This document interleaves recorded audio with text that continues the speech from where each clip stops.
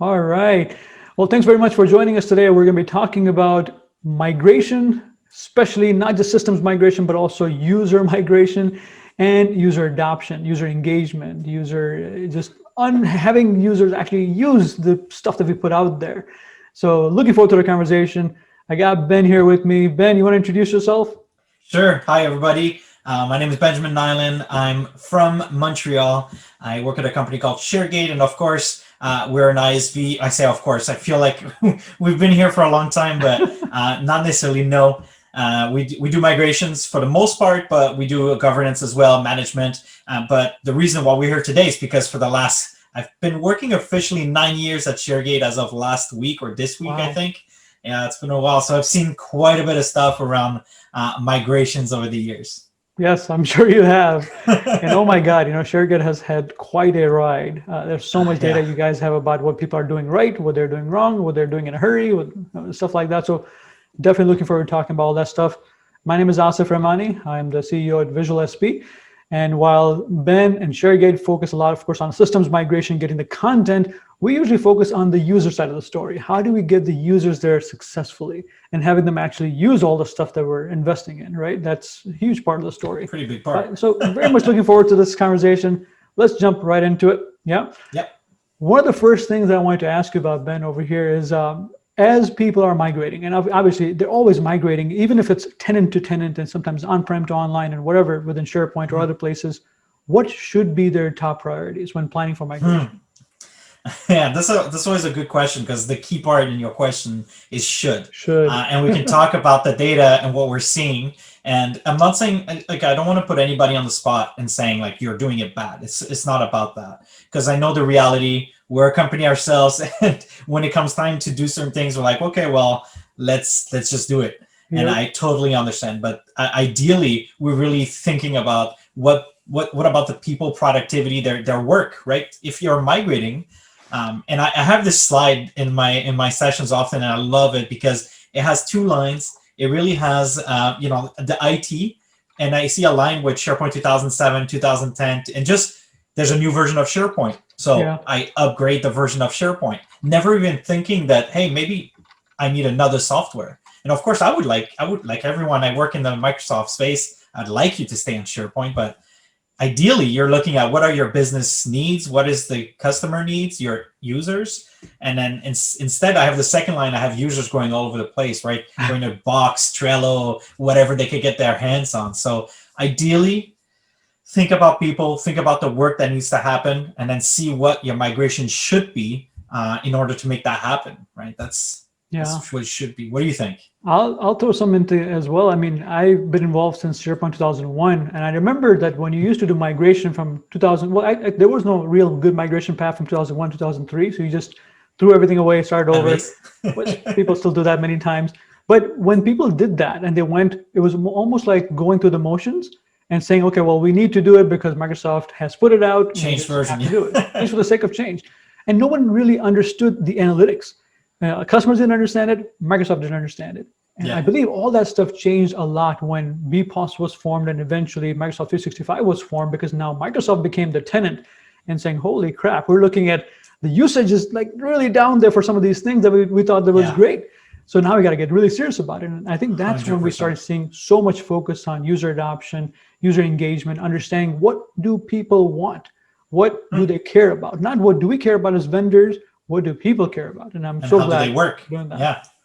No, I Yeah. agree. I think most of the times, like you said, when we were migrating from one version to another, we often left things as they were. We expected the new software to make us work better Yeah. instead of thinking how can we work better and then seeing what new software could help us support that model, right? Absolutely. And now it changes with Microsoft 365 because Microsoft pushes also at the same time as it changes things. Yeah, and we were a Salesforce customers even before Microsoft 365 came into being, so we were kind of Mhm. used to the whole SaaS model.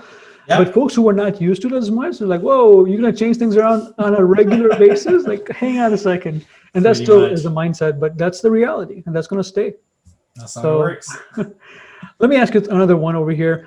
I've noticed one of the articles, Ben, you mentioned that migration, and I'll read it exactly word by word. Migration is Yep. only the beginning. Deploying and scaling collaborative solutions like Microsoft Teams requires a well-defined strategy and consistent effort on the part of IT. Can you expand on that, please? Oh, yeah.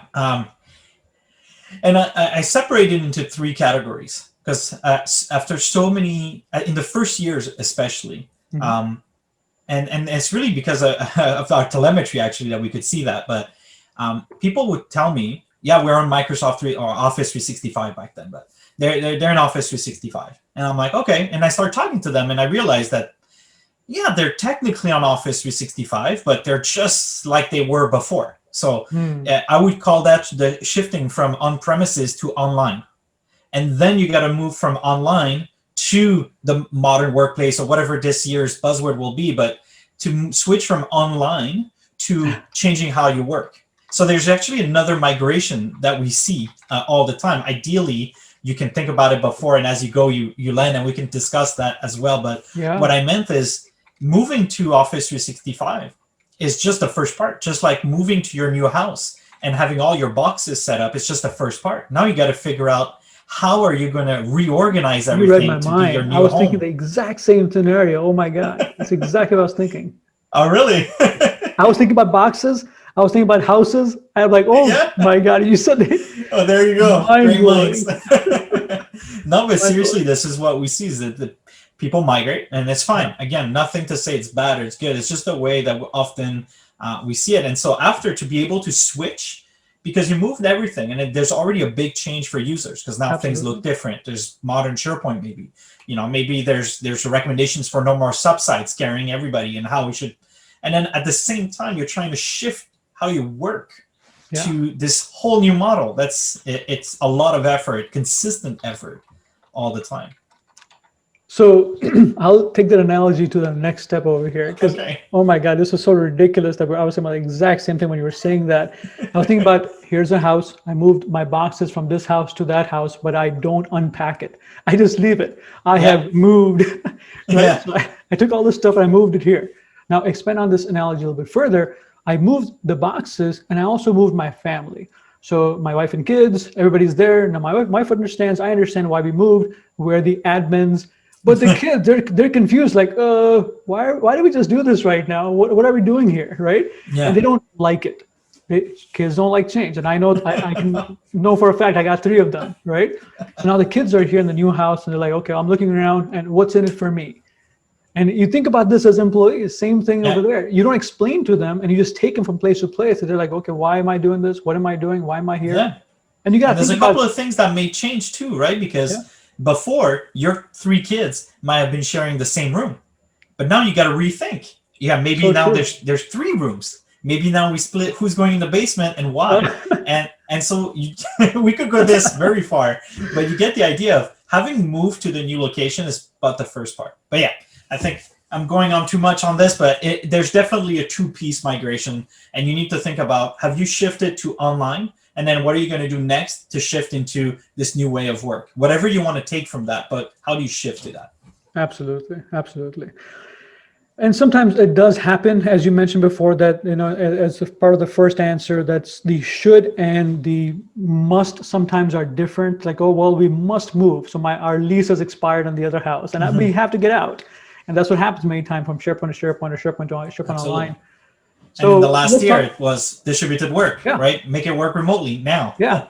SharePoint 2010 is happening right now where, it's going to be, hey, not supported. So let's go ahead and move it. Like, we'll think about other stuff later, but that's just not the best way. Let's talk about this a little bit further. So SharePoint on-prem still remains a product. You got SharePoint 2019 as the main product for server, and you got SharePoint Online. And someone was just talking about that a little bit earlier also. Well, what about the differences? Is there a place where I can see all the differences? Or also the pros and cons of all of them? And honestly, I didn't have a good answer. I haven't found a good answer, and it's in Microsoft's interest to probably not have too much of a, make it look like it's always, not bring too much attention to the on-premises versions of SharePoint. I think they put it there, and for the specific people that are going to go and request it, they'll be like, yeah, here's the DVD.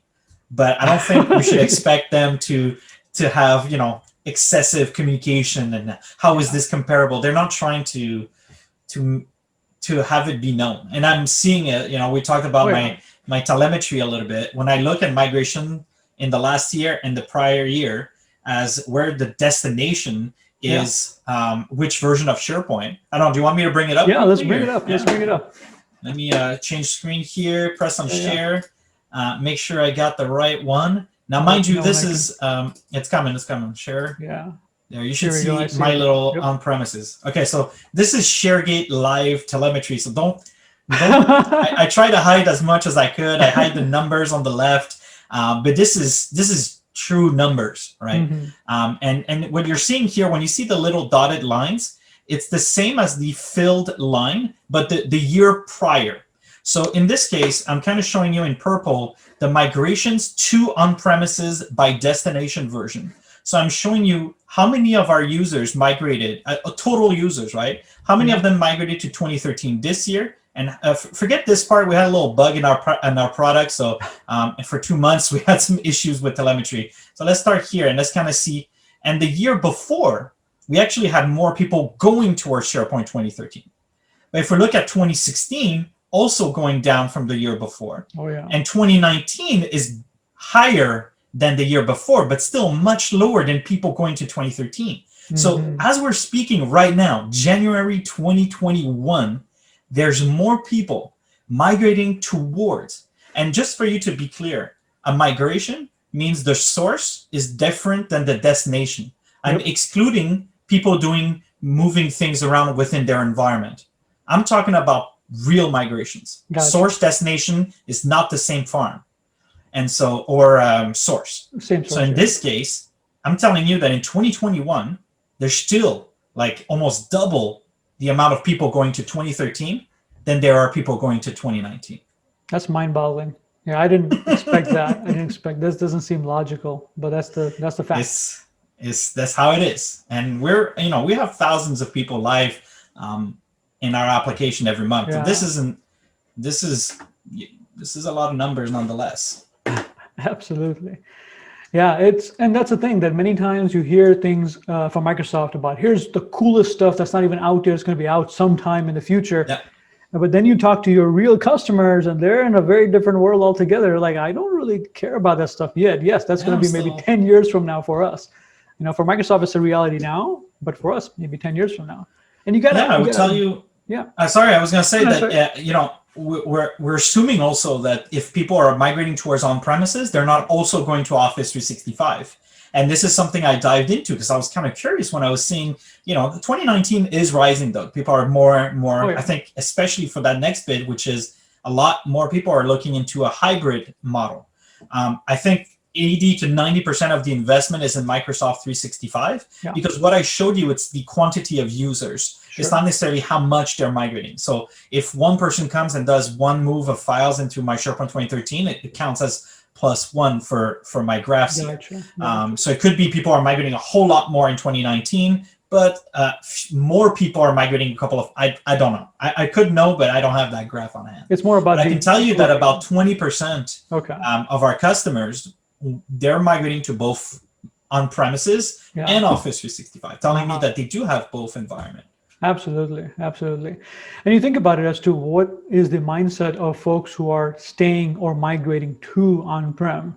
And many times it's just a requirement. It could be the DoD, could be some European hospitals. They want to make sure that if everything goes down, they have something else.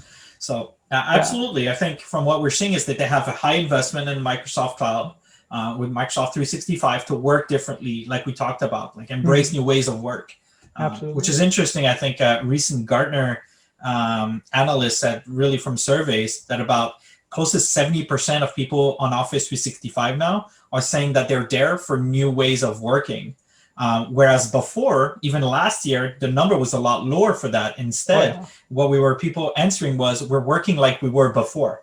So, our first story, moving to online, and then moving to new ways of work. People in the past have often been just moving to online, and now we can see a really big shift. But they still need the on-prem for just in case. Yeah, it's a lot more behavior change than just the change for the sake of change, obviously, at the end. We got forced into behavior change.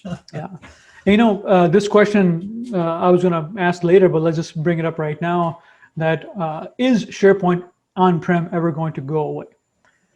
That's the greatest question of all time, right? Yeah. What do you think? My thought and it's actually a fact that in this case, it's very much dependent on the big tap customers of Microsoft. If they say, you know what, Microsoft, you have to stay here because this is where I have to be and you must support me, Microsoft is going to do it. It's just a fact. That's always been like that. And I think they're doing the right thing by doing that. Absolutely. There's certain criteria where people have around the world, not just the United States also, where they must stay at least a portion of it because of sensitivity reasons, because of culture, because of so many different things, within on-prem environment. Exactly. So I think it'll be a customer. The customers will let Microsoft know whether or not they can stop. Right. So I don't really see that happening for a long, long time from now. No, I'm pretty sure that between that it's easy for them, right? They can just take a piece of Office 365 and bring it back into a DVD, so to speak. There, they can bring a piece and say, okay, we're going to take SharePoint, we're going to bring it back down. So yeah, I've not touched a DVD in a long time. You mentioned that twice already. Like everything that it's I do just is how I imagine it. Every time I installed the SharePoint server, I had the .iso file, which for me it's the DVD. Seriously, I don't even have a DVD player in my house anymore. It's so crazy. I just everything. That's even my laptop doesn't have anything to put any sort of device. It's crazy. All right, let's go on to the next thing over here. So, a question I had written down over here, I want to talk to you about what kind of user adoption do you think Microsoft 365 is seeing out there in the world? We're talking about obviously the usage of for sure. I've had some good conversations recently, so. Without sharing anything that's NDA, that's always the trick, right? But we know, obviously, we can put Teams out of the way because we know Teams is the thing, right? So I think the last stats were showing that over half of the people that are using Office 365 in a month are also using Microsoft Teams. So clearly, top used app. I'm not worried about that. But Teams is, as Satya said in a recent Financial Times article, it's the new internet, and what he meant was it's essentially the fabric or something that pulls everything else that we work with together. Mm-hmm. So it's an organizing layer. Like your browser has tabs to other websites, kind of like what Teams does. So let's put Teams aside. I think SharePoint is still very high with Outlook and Exchange because of Teams and because we know it. So these are still very, very high up. OneDrive still, I think OneDrive went like super high usage, and now the high usage is just, that's how it is. No one cares. Not that no one cares. It's just expected. It's expected. It's just OneDrive. It's just where my emails go. It's where my attachments. It's where I put my draft documents here and there. So OneDrive is kind of just expected. What I think we're seeing is a huge increase in things that we may not even think about. So Microsoft Forms, actually, everywhere I go, we don't talk about forms, but everywhere I go, I see forms.office.com with a hyperlink for a survey, for things. Yeah. I see it in companies. I see people posting on Twitter to get surveys. We do it. I'm like, I can definitely tell you that there's probably a lot of high usage of forms. I think planners probably. I don't know if is your question about usage or people using what products? Or are you talking about a deeper sense of adoption? Just to make sure I answer the right question. No, it's most about, all these things are there and I bought the package, am I using the whole package or not? And yes, that includes all the different things, right? So most of the companies, are they actually getting utilization of all these things, or they're just paying for licensing? I don't know how much I'm supposed to share Gartner stuff, because I never know when I download the report. But let's say, hey, let's just share a number, just not talk about it too much on Twitter. But they said about people use about 16 out of 33 apps. So let's say they could find 33 different apps. People are currently using 16 of them. But I don't know. I don't remember if they include like Word, Excel, PowerPoint as 3, because I know often they put it as different things. But you have Outlook, there's a lot of products. We definitely don't use all of them, but because they're starting to get fused, people don't realize they're using them. So ever since Planner was integrated into Teams, there's a huge increase in usage, and we see it through our other product called Apricot, because we're helping people manage their environment. That's right. So we're just seeing how people are doing things. Yeah. And we can see that ever since Planner's really been a big part of Teams, there's been an increase in usage for Planner. So people might not realize it. Forms, definitely high usage. Power Automate is, if I were going to bet something, I would probably bet on that for the next, because workflows are starting to get, our dear SharePoint workflows. I remember, I think that's how one of the main things that I know you from whereas and how much work and effort you had put out there to help people with SharePoint workflows. Oh yeah. Definitely a lot of good stuff there. But yeah, I think definitely pulling things out of workflows to rethink, and this is the important part we were talking about earlier, rethink your process and then building it in a new modern way, which will be with Power Automate or Flows and the other products. So those are my big ones. I'm skeptical about Power Apps. I feel it's a missed opportunity for the audience. Pure opinion. Sure. I love everyone that works there, so it feels a bit bad saying it, but I feel that there is a need for Power Apps, but the app is built for the wrong person. And bingo. And you're reading my mind again. I was gonna say something, but go ahead. And I kept giving them feedback about it. At some point, I'm like, look, I sound like the bad guy always giving feedback, so I'm just gonna stop. But I think there's an immense need for Power Apps. Yeah. But I can barely use that app. It's so complex. So I can only imagine, right, the people at work right now that are asking me about things that normally I would tell them Power Apps, but because I know what who they are, what they do, and I know Power Apps, I'm like, So it's true. Back in the day, I used to do a lot for workflows and forms. That was like my main thing, and I've even consulted to Microsoft folks themselves as to taught them how to do it, even though some of them were actually creating the products. I was very, very, very much in depth with it. I wrote a bunch of books on SharePoint Designer stuff, InfoPath. Yeah, I remember. Power Apps. Yeah. So when Power Apps and Power Automate came out, definitely I'm still bullish about them. But having said that, let's talk about Power Apps specifically. I looked at my audience that was in InfoPath, and there still are, some of them are still there. And they were able to do things really, really easily and quickly and efficiently, and it just was intuitive. And that was the people who were in the power user category or end user category. Now you give Power Apps to power users and end users. End users are out like that. They're like, whoa, I don't get it. This is not me. I can't do this stuff. Yeah. Power users are still sticking around, but there's stuff when they hit the scene like, oh, I can't do this in here. I can't do this. It's a little bit more complex. I have to write some script in here. I have to do some of that stuff in there. Developers coming in, they find it extremely easy because you have a developer mindset. You're like, oh, that's so much easier than working in C# Visual Studio, all that kind of stuff, right? PHP and everything else. But the audience, like you're saying, the audience that was really bullish on doing it with InfoPath, with the end user, power user audience, they're still struggling after so many years. Yeah. My advice was the same that you were giving to Microsoft way at that time when they were coming. Guys, you got to go for this audience. But it didn't work out that way, unfortunately. I feel like they went backwards and started from the technology they had and now said, like, who can we build this for?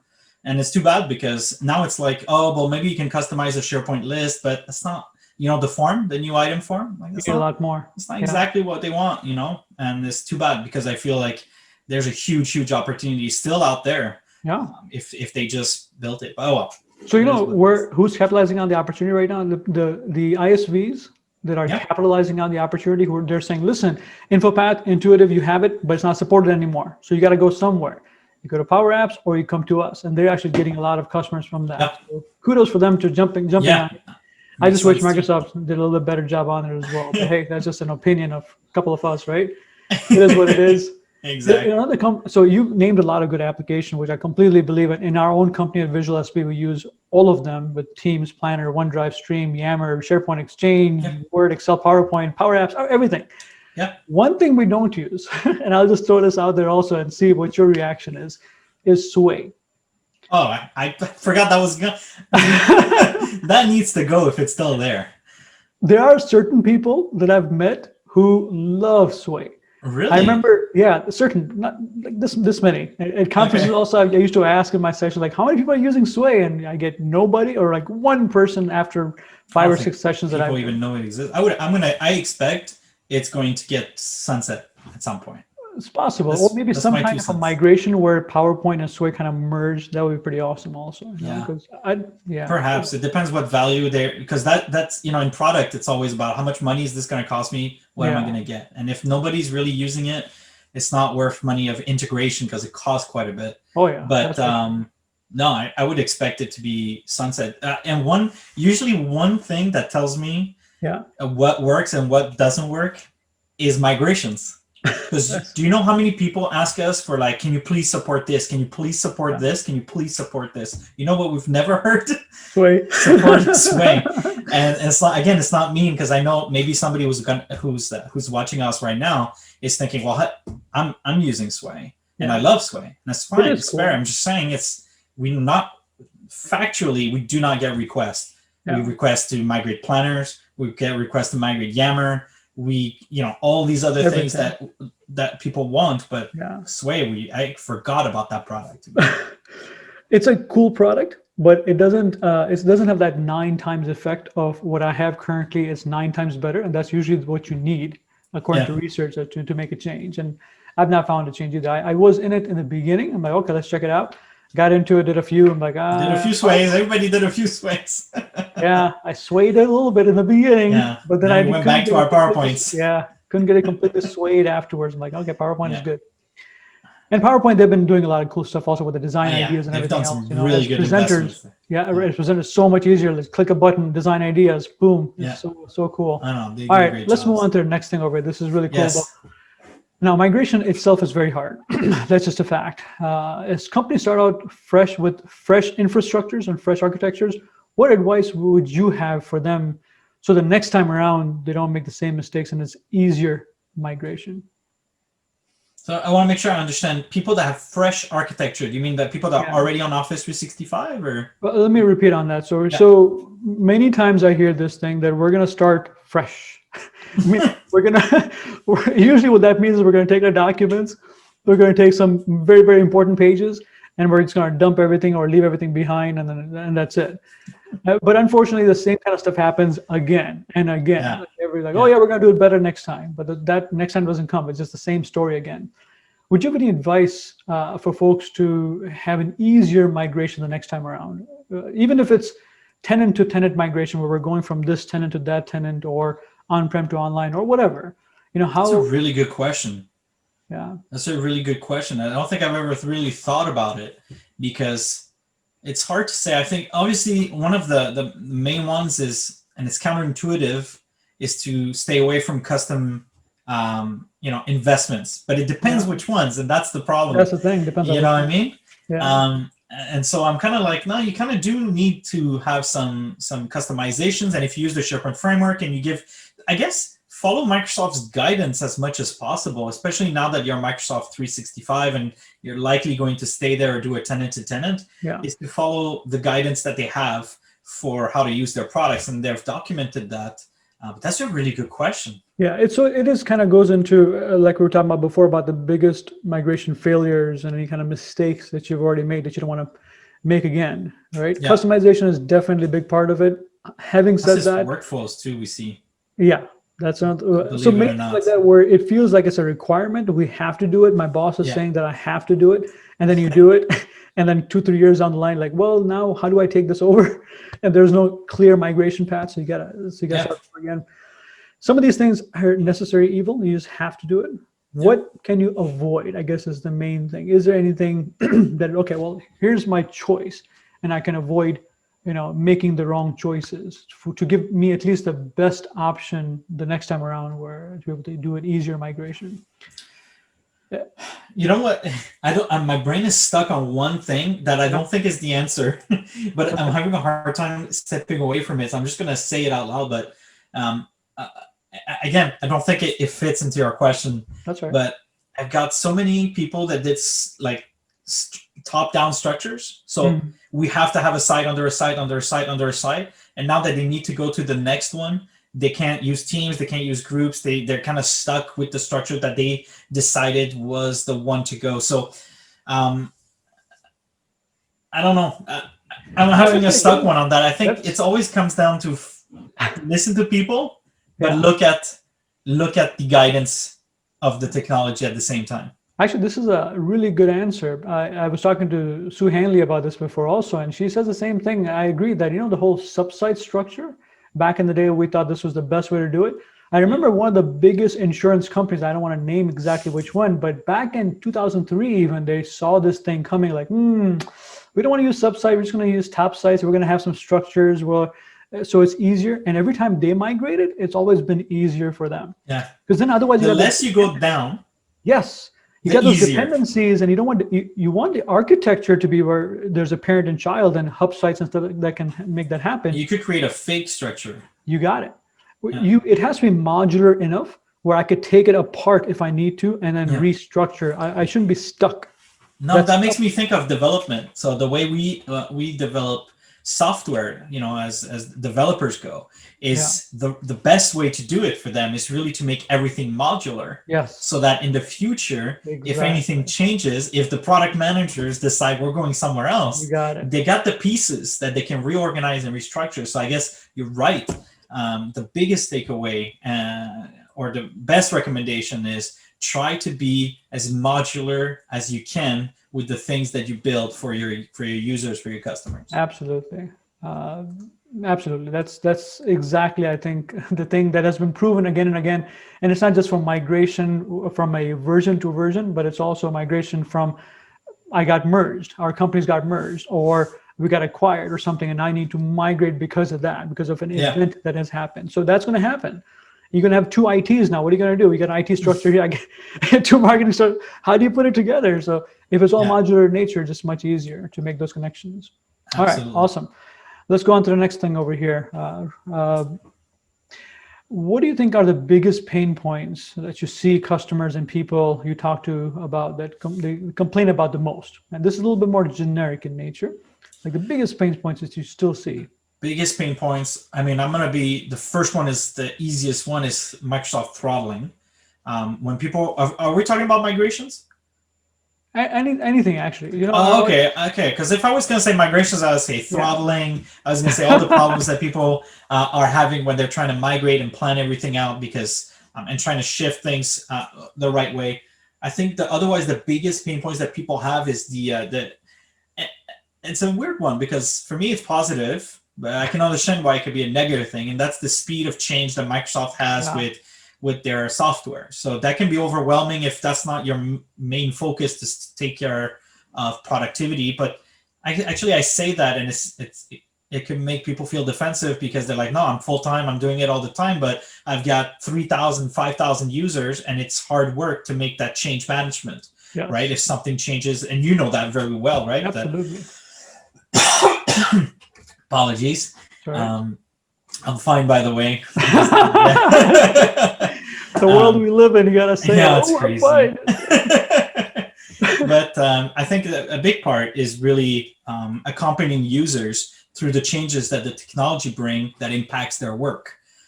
So the fact that Teams suddenly has an update and everything's changed for their meetings already has an impact, and IT has to make sure to support that. So I guess the biggest challenge that I hear about, actually we did another research recently, and that's one of the top threes.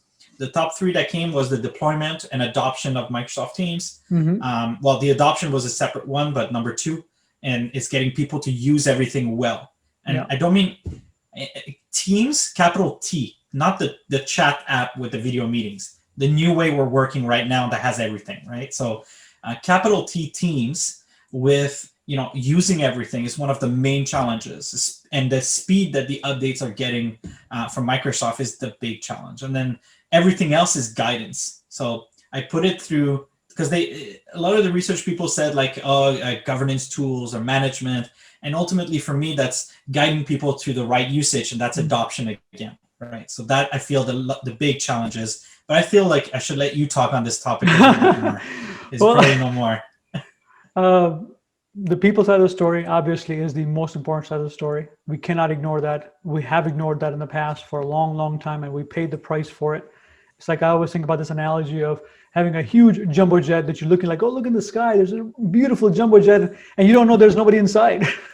It's empty. What's the point? You're burning all this fuel and you got all this stuff going. And yes, as far as the pain point is concerned, it does remain for most people that I talk to also as to how do I manage all this change that I can't control. If Azure is down, or if Azure has changed, or my SharePoint stuff has changed, Teams has changed, and my users come to me like, hey, IT gal, IT guy, what's going on? Like, I don't know. I'm at the same kind of mercy as you are as to what happened. Here's a quick story on this thing. Something that actually happened was myself, Dan Holmes, Susan Hanley, and Jasper, all of us in Netherlands doing a workshop.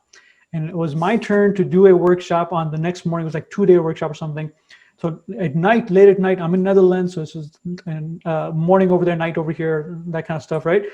At night over there, I'm preparing for all this stuff. I prepare my demo, my recording, all that stuff. Next morning, I fire it up. It's changed. I'm like, what the heck? This is like the next morning. And I'm like, okay. So my Seattle has changed something. And now it just screwed up my demo completely. I can't do that anymore. And you see that. So Dan is with me. He's with Microsoft, of course. He can't control it. All these people are like, we're supposed to be on top of it, but we can't. It's just not possible. No, it just rolls out. It's all independent product teams, and they're releasing the things that they're releasing. Change is inevitable. Yeah. So the whole user adoption thing, which is going to be my last question anyway, so let's just jump into that, is what advice do both of us have in this case as to how do you best support your users? Especially now, it's not just the change, but it's also change, and it's happening, and you're working at home many times. So you're kind of segregated to begin with. How do you best support your users so they don't feel that loneliness and like, oh my God, I can't even talk to someone and express my frustration or ask my question? User adoption is very necessary. I think we both believe in the same thing. We just approach it differently. So we're probably aligned. We'll see what you say. Because I find, and I've asked this question. I have tons of surveys. I just got a research survey back with like 500-600 people responding. And I see it split in the middle, 50-50. Every time. I've been doing this same question survey for like 3-4 years. And it's something about, it's along the lines of self-service. And what I mean by that, and I'll get to what I mean. Sure. Is you've got companies that lock everything down and make IT the bottleneck or the funnel, because I don't want to sound negative. Some people must go through this, it's fine. And then you got the other companies that are more like everybody create whatever they want. Yeah. And I really believe that it's in the middle. And it's hard to get to. And of course, you could argue, okay, Ben, you're trying to pitch your tool. I don't want to pitch my tool, but it's what I believe in. And I believe that, at least from my perspective, I go up about it through IT. And instead of making a funnel, and instead of forcing everyone to ask you what settings, or you going to block them to put the settings, it's really about tech touch guidance. That means that you use the scale of technology that's available to you, the number of teams getting created, the number of groups getting created, and you find a way. Don't buy a third party, it's fine. Find a way to nudge people, right? Yeah. To just nudge them into the right usage as they go along. And the right usage being the one you want for your company. I'm not saying there's one right usage, but I strongly don't believe in completely locking down everything. And I understand in some cases you have to work with companies where this is how it is. So I understand the realities, but if you can, to try and go closer to the middle than staying on the two edges. What do you think? We're completely aligned in that, and I'll that's what I thought. I'll throw some analogy in there also. Keeping the companies aside, the organizations that have tight regulations, which I completely respect, but if you have a choice, then think about this thing in a very human way. Yeah. So if you have kids, which once again I have 3 of them, you think about how would you treat them? If you lock them down completely, you know what's going to happen, right? Escape from the revolution. Escape from that stuff. Now, on the other hand, if you say, do whatever the heck you want, I don't care. You know what's going to happen? Chaos. Chaos. Like, all right, Dad doesn't care. Watching TV till 3 a.m. Yeah. School, forget school. We're not going. Right? You can't do either one. You got to find the common ground.